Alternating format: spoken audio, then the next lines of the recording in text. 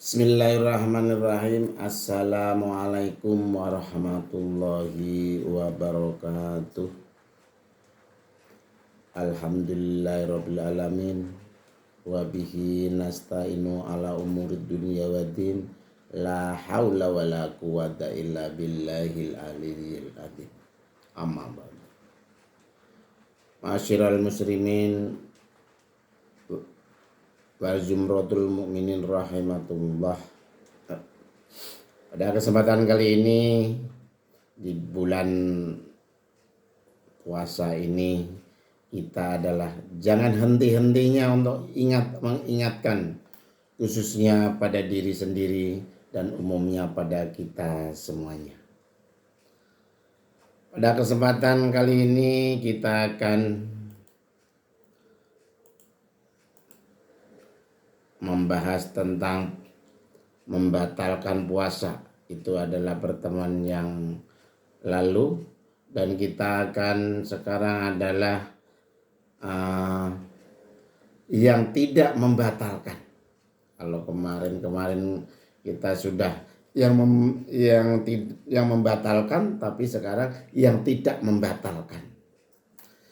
Jadi di dalam puasa ini juga ada yang tidak membatalkan puasa. Apa saja yang seperti tidak batal puasanya, yaitu ketika kita memasukkan makanan ke dalam rongga mulut kita yang tidak kita sengaja atau nelen apa. Jadi ketika memasukkan sesuatu seperti makanan ke rongga mulut yang tidak disengaja. Tentunya kalau disengaja ya batal, tapi kalau tidak disengaja tidak. Juga atau tidak tahu hukumnya jika ini membatalkan.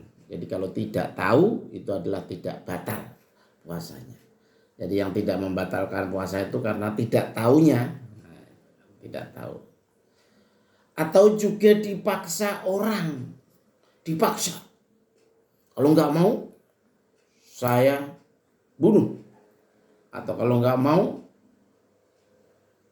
dipaksa oleh orang lain dengan ancaman. Itu adalah tidak membatalkan puasa, walaupun dia makan sampai kenyang karena dipaksa. Kalau nggak dihabisin, awas, kita bunuh, kita paksa, disakitin atau dia.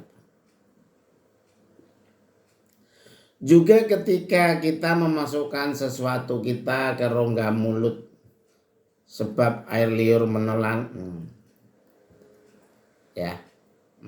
liur yang mengalir di antara gigi-giginya, sedangkan ia tidak mungkin akan mengeluarkan dan tidak bisa mengeluarkannya, itu juga tidak membatalkan puasa. Juga ketika memasukkan debu jalanan, masukkan debu lagi jalan, menganga mulutnya, atau lalat masuk, juga tidak. Jadi bukan jalan itu tidak batal, tahu-tahu ada lalat masuk atau debu-debu. Jadi dari tepung-tepung, yang sedang ada yang pas ada berterbangan ke dalam rongga mulut, itu juga tidak membatalkan. Juga ketika memasukkan lalat masuk sedang berterbang, atau nyamuk biasanya nyamuk ke dalam rongga mulut itu juga tidak membatalkan puasa. Marhaban ya Ramadan. Semoga menikmati jamuan-jamuan istimewa walaupun nyamuk lalat, ya kan.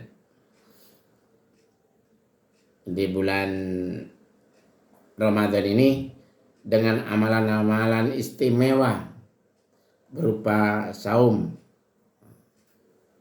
amalan yang lain. Semoga Allah Subhanahu wa taala senantiasa membimbing kepada kita semuanya dengan taufik dan hidayah yang memberikan kekuatan dan kesehatan lahir maupun batin. Semoga kita juga terjaga dari hal-hal yang membatalkan puasa. Jadi menunaikan rangkaian ibadah Ramadan dengan sempurna, baik ibadah yang wajib maupun ibadah sunnah, sehingga Ramadan mudah-mudahan tahun ini lebih baik daripada tahun-tahun berikutnya. Jadi kita bisa simpulkan bahwa yang tidak bisa membatalkan puasa yang pertama adalah ketika memasukkan makanan yang tidak sengaja. Itu yang pertama. Yang kedua, tidak tahu hukumnya ini batal apa enggak. Yang ketiga itu dipaksa oleh dokter, kalau enggak makan kamu nanti enggak lama enggak akan kuat tenaganya. Bukan dipaksa, disarankan kalau dokter ya. Kalau dipaksa biasanya ada ancaman-ancaman. Jadi kalau disarankan harus makan, nah itu batal. Tapi kalau dipaksa itu tidak batal. Jadi yang keempat yaitu ketika manusia sesuatu rongga mulut sebab air liur, diantaranya gigi atau selilit ya kan, selilit makanan sisa-sisa waktu sahur. Masih ada rasa-rasa, tahu-tahu ketelan, apakah itu batal? Itu tidak mungkin kita bisa mengeluarkan tahu-tahu sudah ketelan di dalam rongga mulut.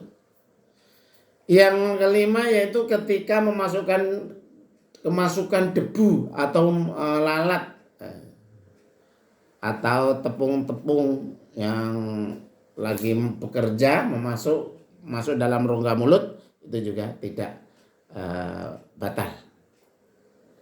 Jadi lalat sedang terbang tahu-tahu masuk, atau biasanya nyamuk yang masuk, itu tidak membatalkan puasa. Mungkin itu saja, mudah-mudahan bermanfaat bagi kita semuanya. Saling ingat mengingatkan, sempurna kalah ibadah kita mudah-mudahan, dan Allah Subhanahu wa taala memberikan kesehatan,